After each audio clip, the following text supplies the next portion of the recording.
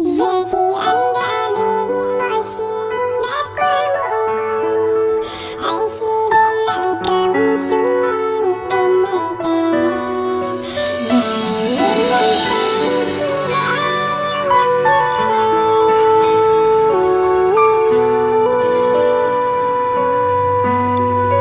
Anh đã không khi em đã ra đi bỏ anh.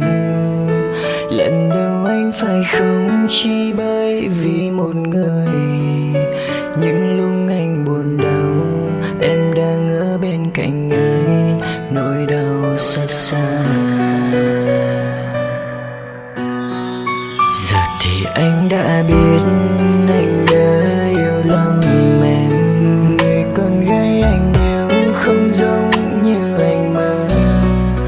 Anh biết từng lời hứa chỉ là dối gian nhau. Tại vì sao giờ thì anh đã biết mọi chuyện đã quá muộn. Anh chỉ biết lặng cắm súng em bên người ta.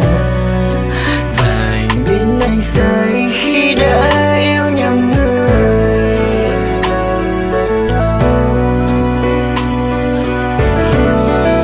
Dù cho cả thế giới không chỉ riêng anh yêu sai người, nhưng tim anh vẫn đau khi anh đã yêu lầm em.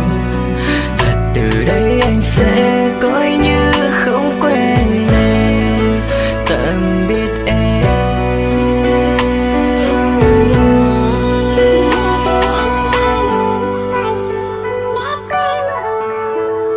Anh chỉ biết lặng cắm súng em bên người ta. Và luôn luôn tin khi đã yêu em.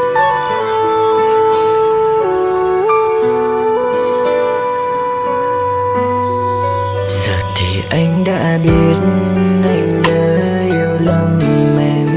Người con gái anh yêu không giống như anh mơ. Anh biết từng lời hứa chỉ là dối gian nhau. Tại vì sao giờ thì anh đã biết mọi chuyện đã qua